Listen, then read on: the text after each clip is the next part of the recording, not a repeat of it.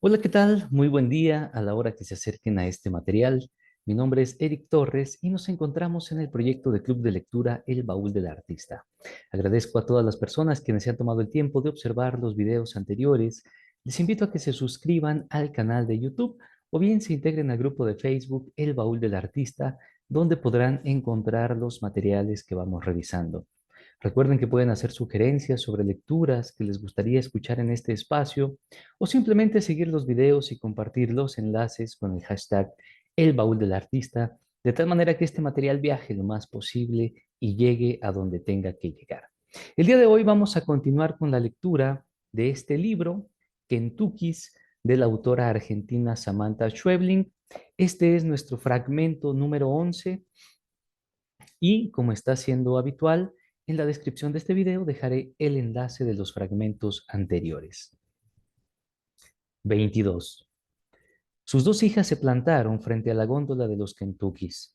Estaban en el supermercado, unidas por primera vez en un berrinche conjunto.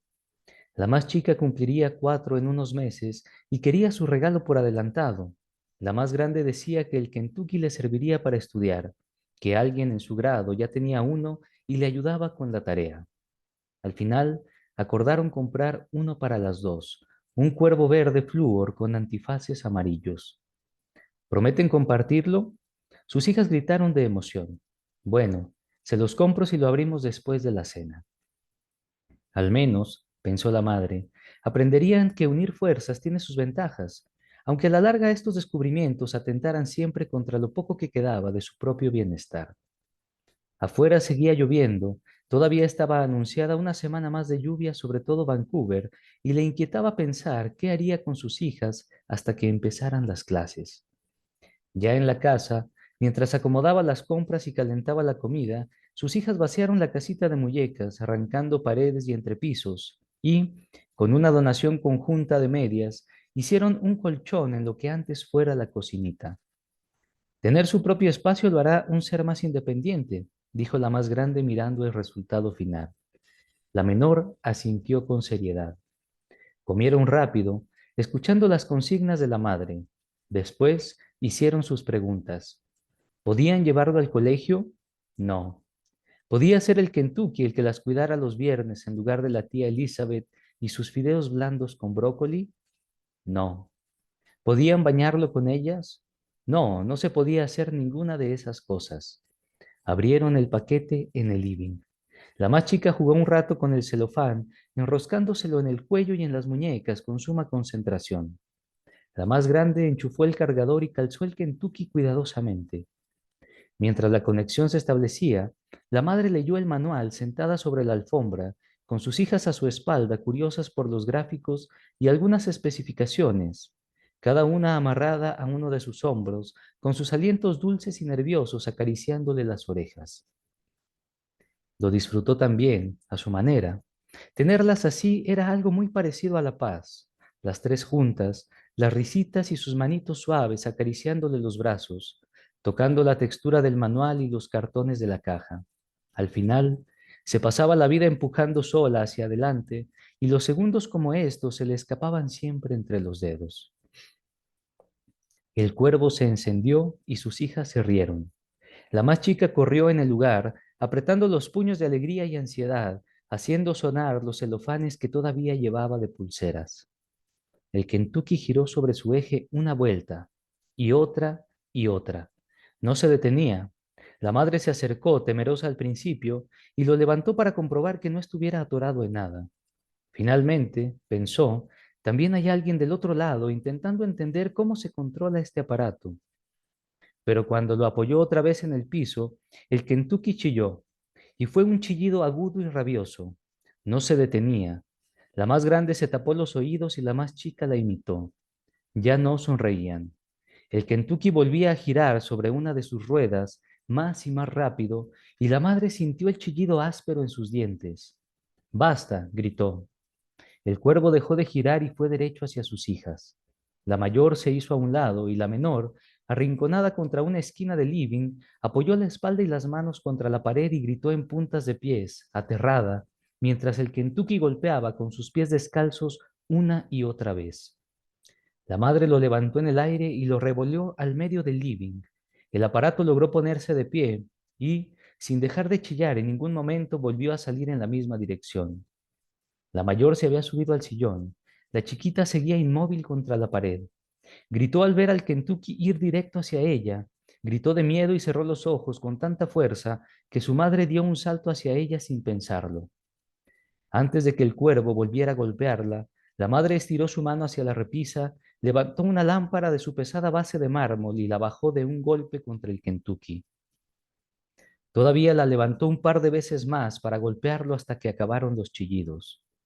Destrozado sobre el parqué, el muñeco parecía ahora un extraño cuerpo abierto de felpa, chips y goma espuma.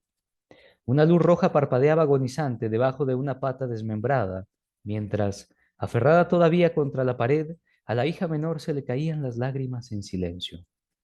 Cuando el LED del K08-7937-525 finalmente se apagó, su conexión total fue de solo 1 minuto y 17 segundos.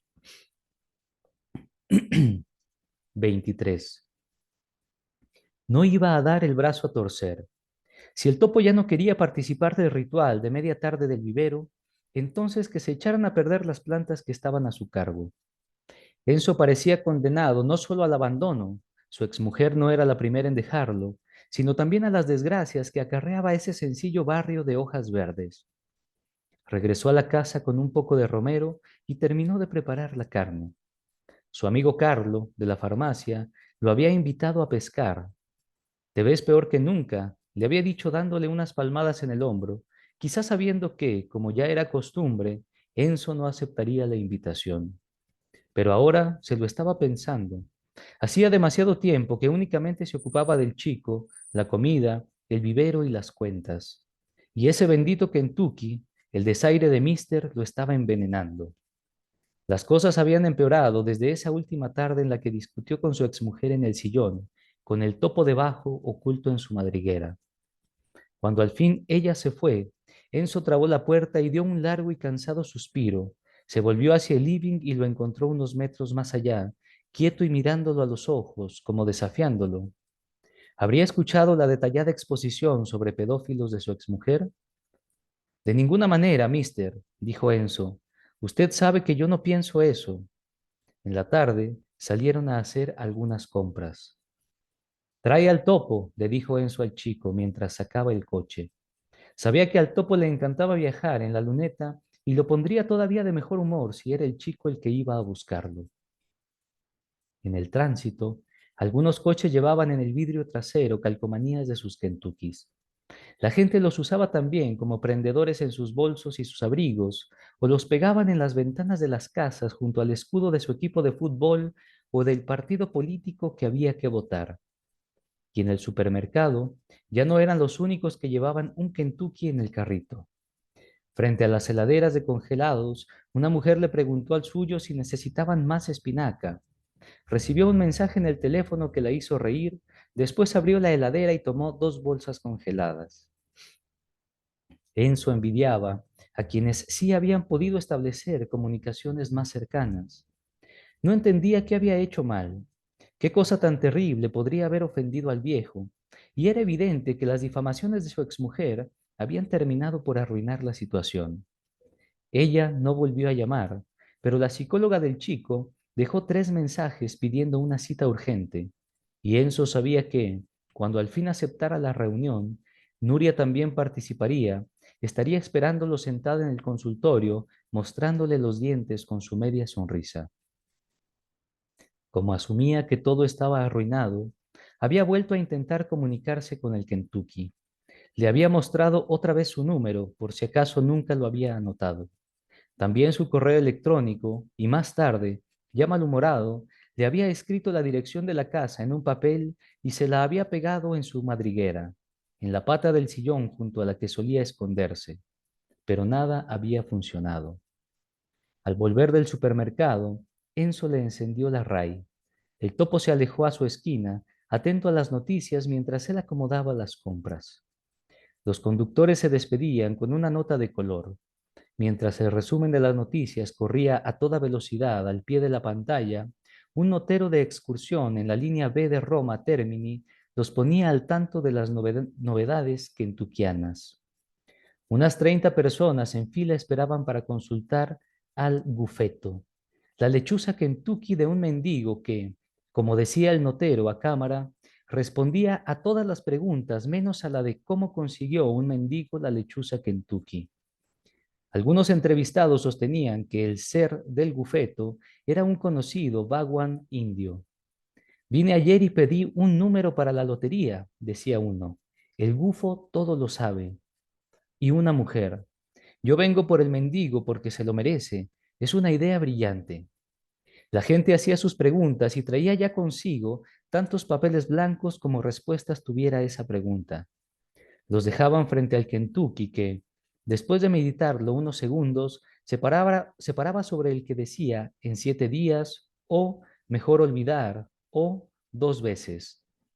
Por cada consulta había que dejar 5 euros. Si el Kentucky no elegía ninguna respuesta, había que pagar otros 5 para volver a preguntar. Mire cómo nos podemos hacer un dinerito, mister, dijo y se rió espiando al topo. El Kentucky no reaccionó. Enzo pensó que mister era un privilegiado y también un desagradecido y se quedó un momento mirándolo. Necesitamos hablar, dijo. Lo que está haciendo conmigo es... Lo pensó. No estaba seguro de qué era exactamente lo que le estaba haciendo. No sé lo que es, pero no se hace, dijo Enzo al fin. Y después dijo, es esto, que se pasea el día entero por mi casa, pero no se digna dirigirme la palabra. Es algo intolerable. ¿No le caigo bien? Sintió el impulso de patear a ese topo, de encerrarlo en un armario, de esconderle el cargador, como seguía haciendo su hijo, y que ya no tuviera a quien golpearle las patas de la cama para que se lo buscaran por toda la casa. Lo que hizo fue contárselo todo a Carlo al día siguiente, apoyado en la barra de la farmacia como en un bar de mala muerte. Carlo lo escuchó negando a cada rato con media sonrisa.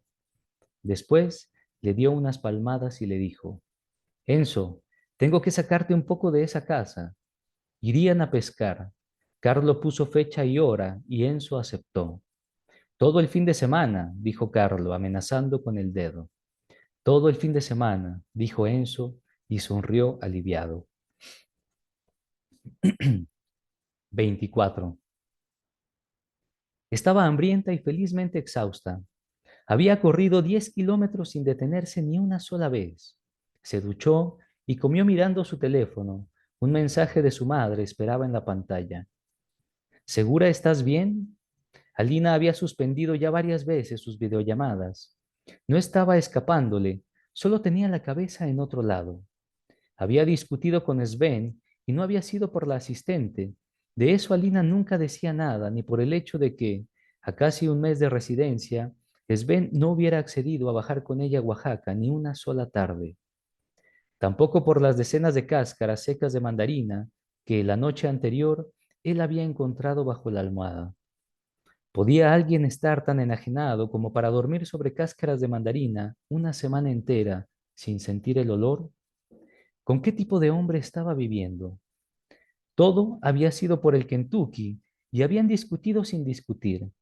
Simplemente, Sven dijo que se lo llevaría cada mañana con él al taller y ella golpeó la mesa de la cocina con su taza de café vacía y desde entonces las cosas habían ido cada vez peor.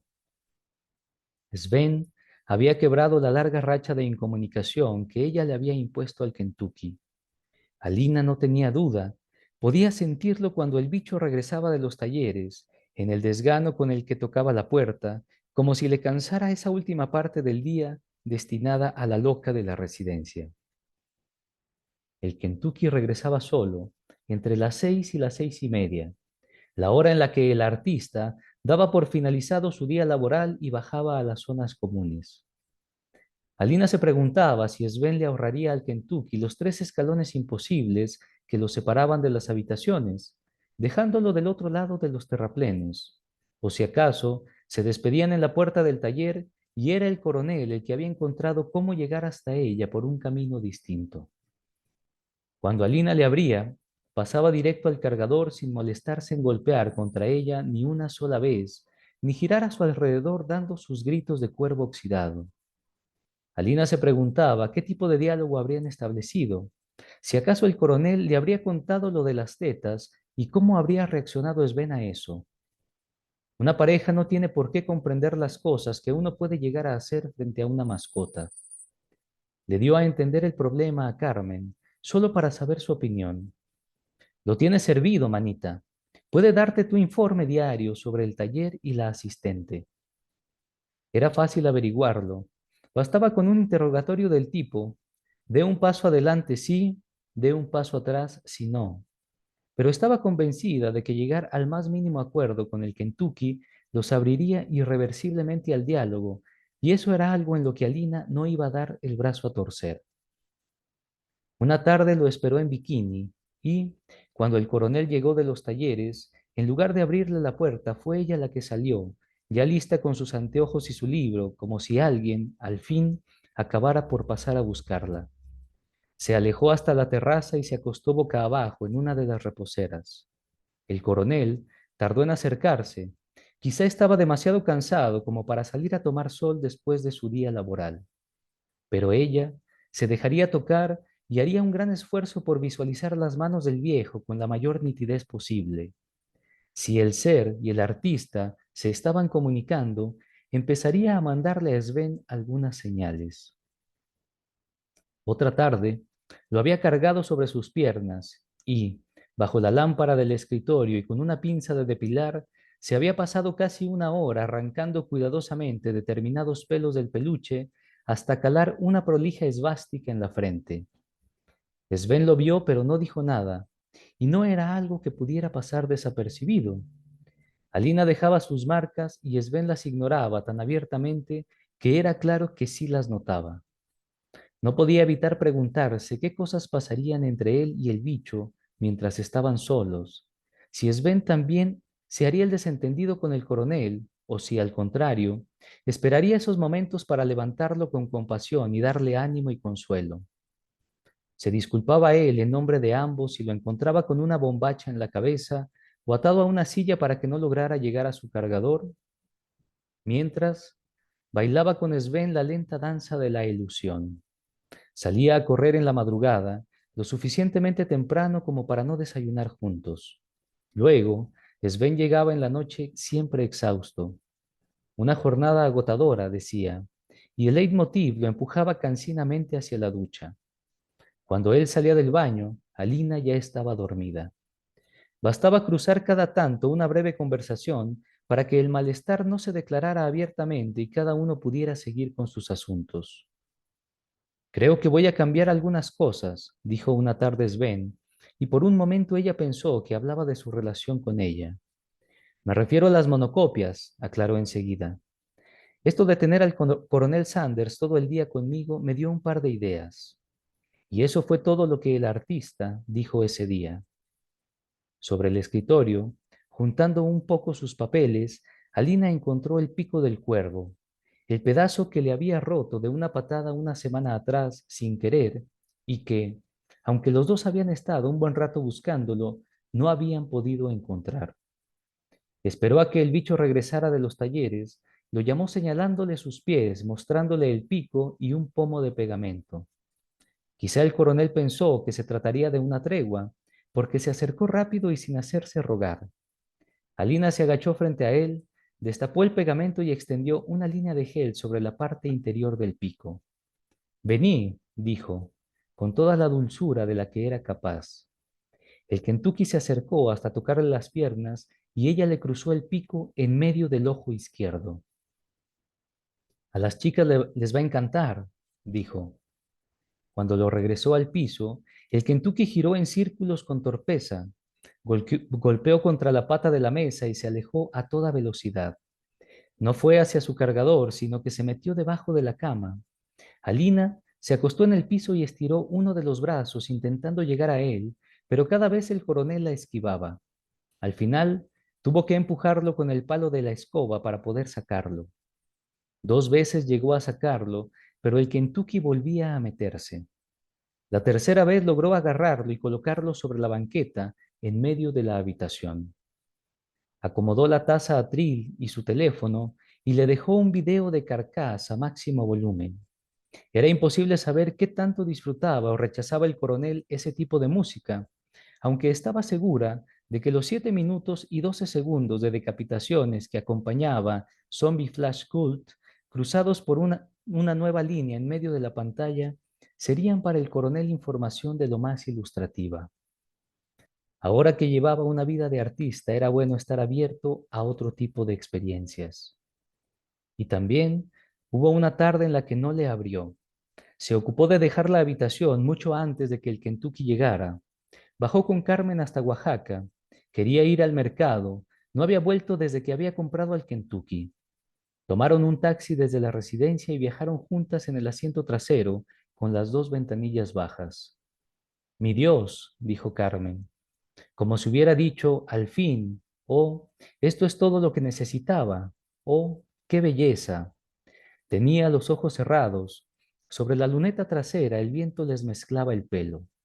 Era una linda sensación, y Alina cerró también los ojos y dejó que su cuerpo se hundiera en cada nueva pendiente.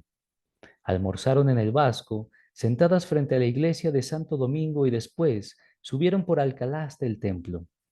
En el mercado compraron fruta y algunas hierbas para infusiones, chocolate oaxaqueño, quesillo y unas pulseras de plata que les salieron menos de $10.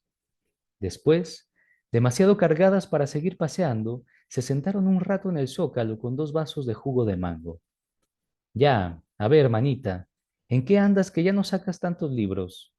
Alina sonrió. Muchas cosas, no paran de ocurrírseme. A Carmen no le mentiría nunca, acababa de decidirlo. ¿Es sobre tu entretenimiento? Se dice en el pueblo que te ven correr como endiablada. Es un experimento con el coronel Sanders, pero todavía estoy buscándole la forma, dijo Alina.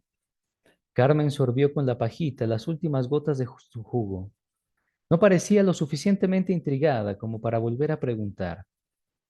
En el taxi de vuelta, parado frente al parabrisas delantero, un Kentucky alertaba al chofer sobre las zonas con radares.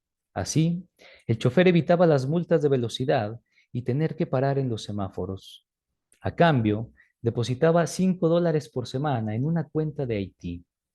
Un chico capaz de entrar anónimamente a los sistemas de seguridad vial de cada municipio de Oaxaca se encargaba de todo. Los $5 no eran de tacaño, les explicó el chofer. Es que en Haití eso era una fortuna. Cuando Alina regresó, Sven todavía no había vuelto. El Kentucky estaba pegado a la puerta, esperando. Alguien le había pegado sobre la esvástica un flyer de la galería. Esta semana exponía el ruso. Estaba invitada al cóctel de las 7, al que por supuesto no iría.